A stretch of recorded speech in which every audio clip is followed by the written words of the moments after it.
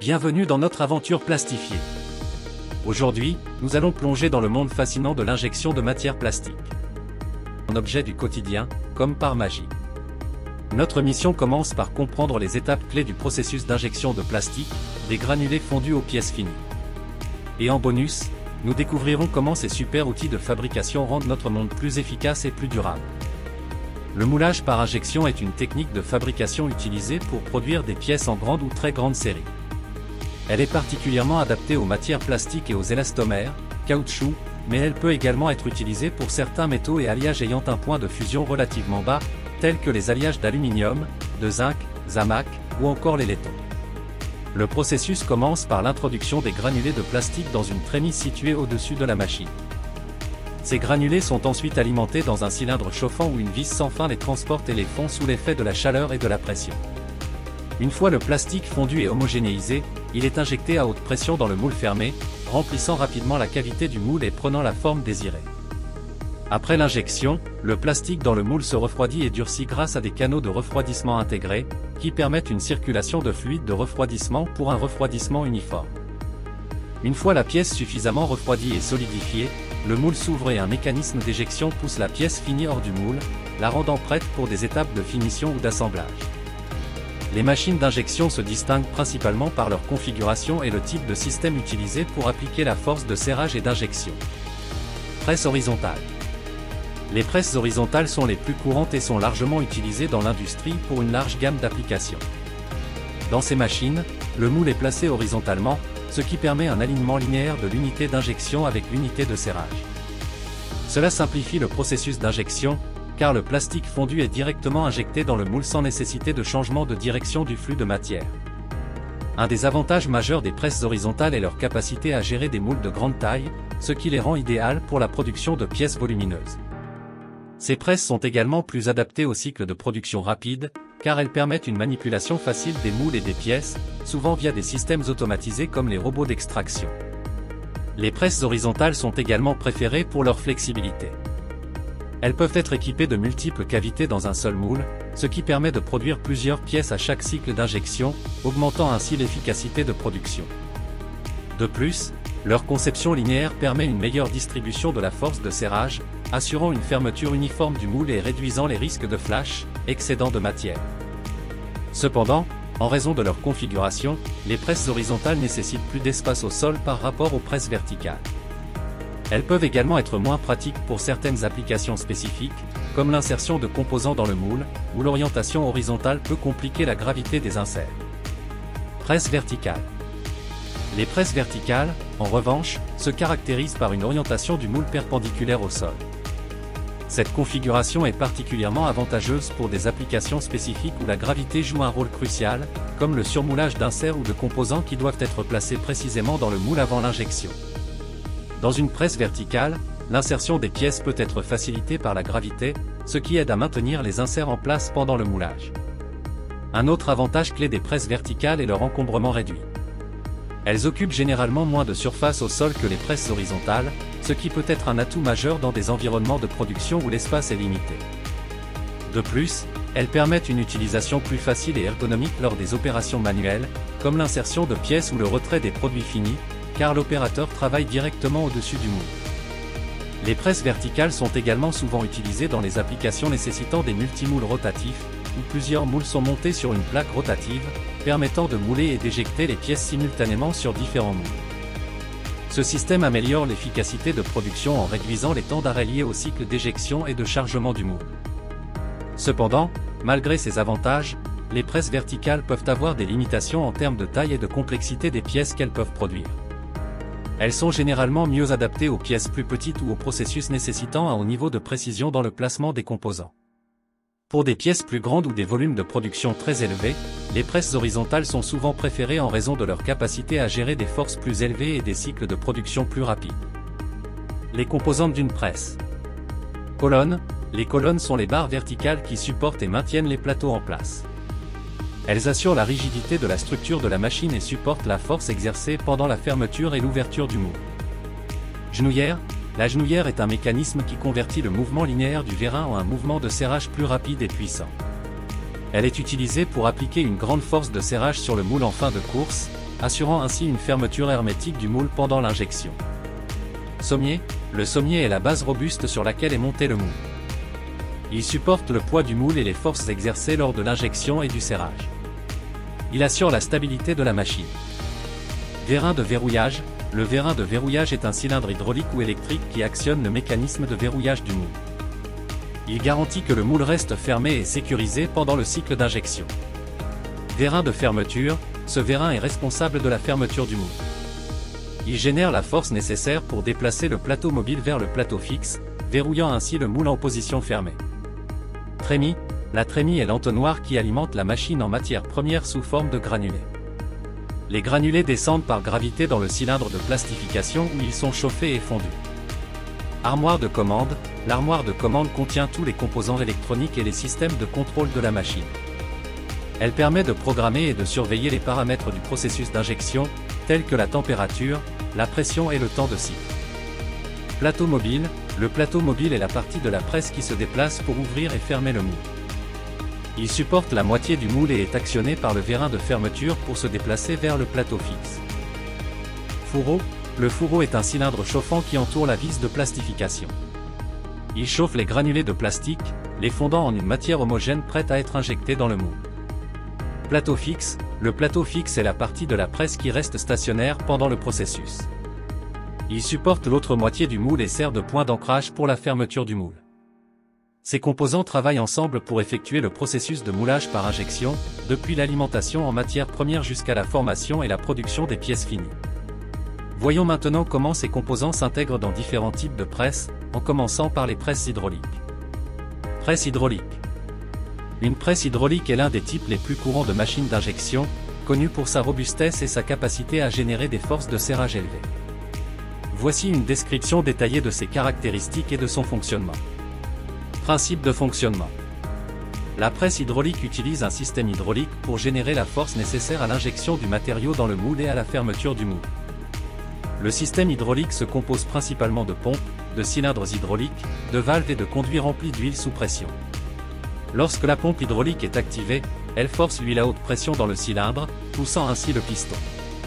Ce mouvement linéaire du piston est ce qui génère la force de serrage nécessaire pour maintenir le moule fermé pendant l'injection. Composants clés. Vérins hydrauliques. Les vérins sont les composants principaux qui convertissent la pression de l'huile en force mécanique. Ils sont utilisés pour contrôler l'ouverture et la fermeture du moule, ainsi que pour l'injection du plastique fondu dans le moule. Pompe hydraulique. La pompe est responsable de générer la pression d'huile dans le système.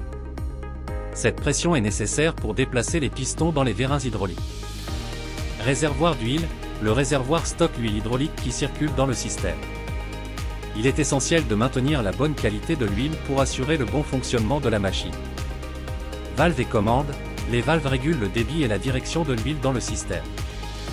Les commandes permettent de régler les paramètres de pression et de débit, ajustant ainsi la force de serrage et la vitesse de mouvement des vérins. Avantages des presses hydrauliques. Force de serrage élevée. Les presses hydrauliques peuvent générer des forces de serrage très élevées, ce qui les rend idéales pour les moules de grande taille ou pour des pièces nécessitant une pression d'injection importante. Flexibilité. Les machines hydrauliques sont très flexibles et peuvent être utilisées pour une large gamme d'applications, y compris les pièces complexes et les matériaux difficiles à mouler. Durabilité. En raison de leur conception robuste, les presses hydrauliques sont généralement très durables et peuvent résister à des conditions de production intensives sur de longues périodes. Inconvénients des presses hydrauliques. Consommation d'énergie. Les presses hydrauliques sont généralement plus énergivores que les presses électriques. Elles consomment de l'énergie non seulement pour actionner les vérins, mais aussi pour maintenir la pression hydraulique. Chauffage et refroidissement.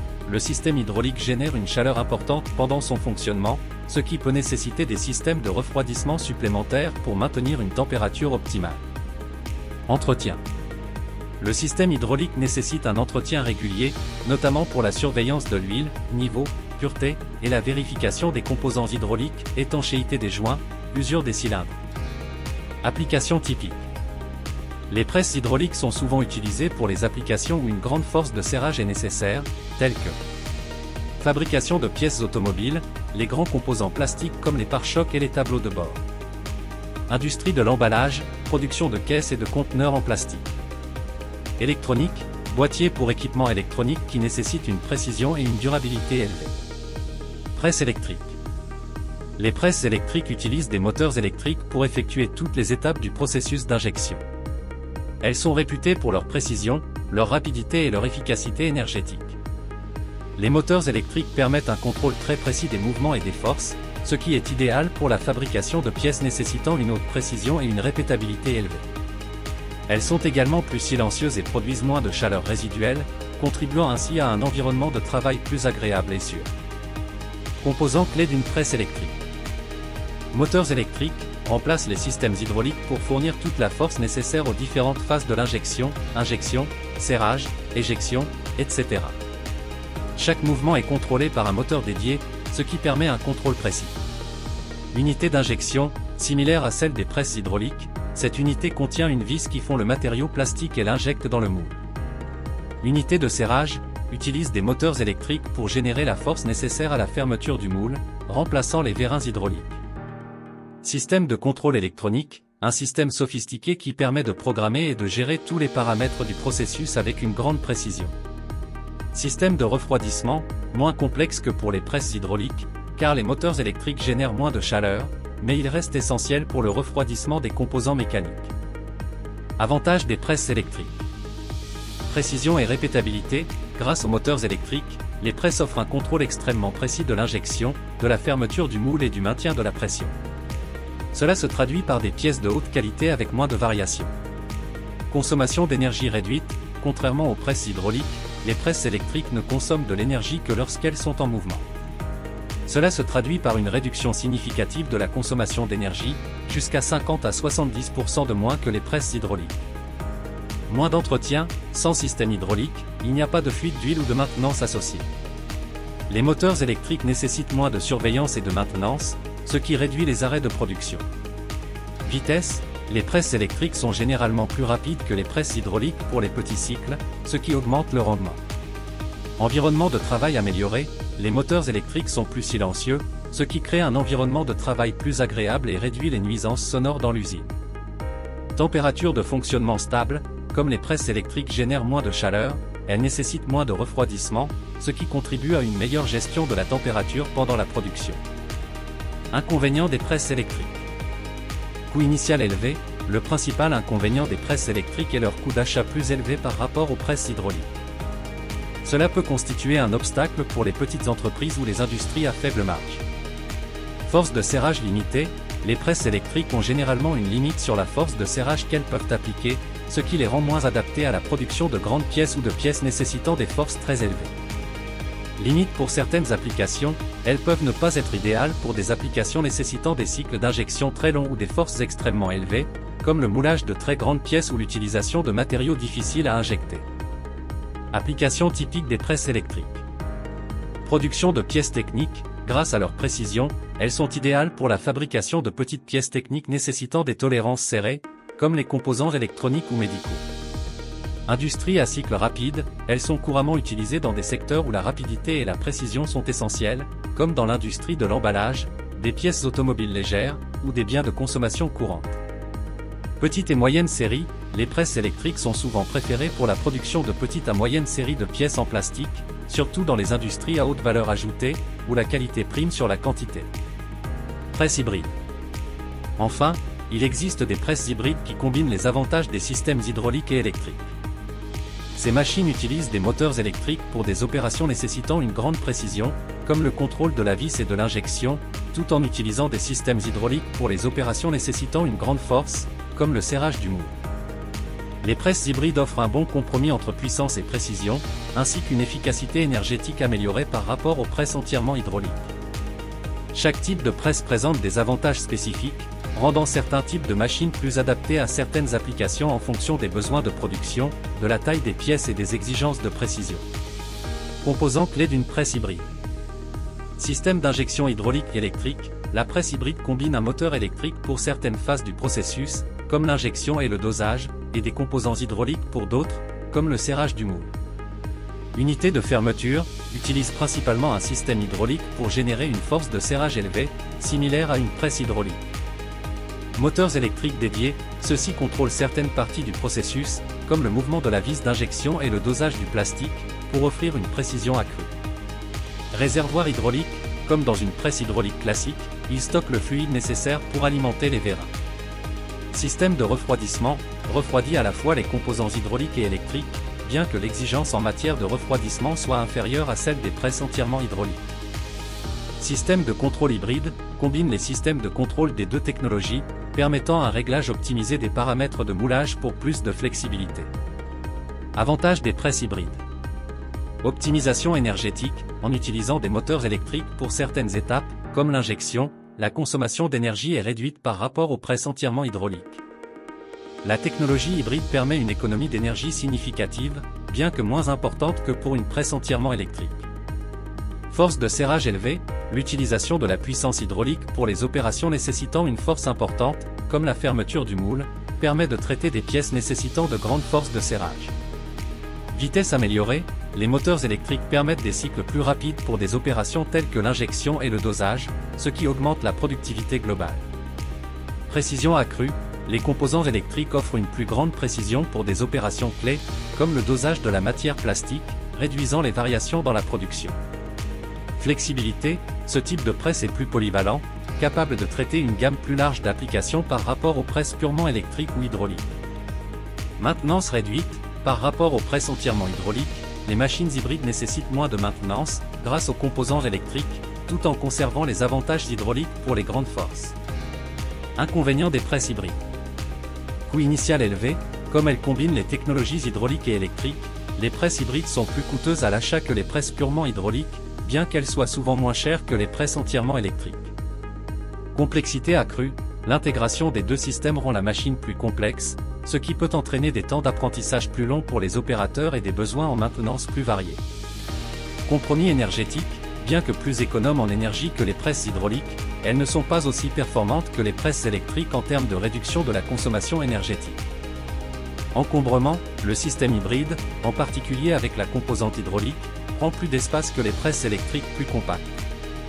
Application typique des presses hybrides. Pièces nécessitant une grande force de serrage, idéale pour la production de pièces de taille moyenne à grande nécessitant une force de serrage élevée, comme les composants automobiles, pare-chocs, tableaux de bord, et les grandes pièces d'électroménager.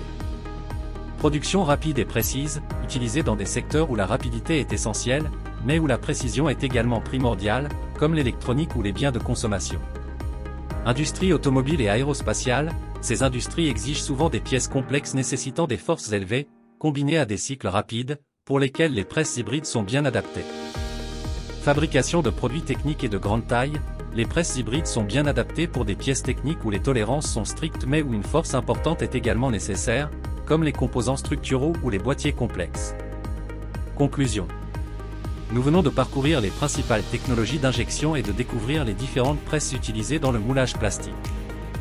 Chaque type de presse, qu'elle soit hydraulique, électrique ou hybride, apporte son lot d'avantages spécifiques en fonction des besoins de production. Dans la prochaine partie, nous approfondirons davantage les outils et techniques avancés liés à ce processus pour optimiser encore plus vos opérations. Restez connectés pour la suite.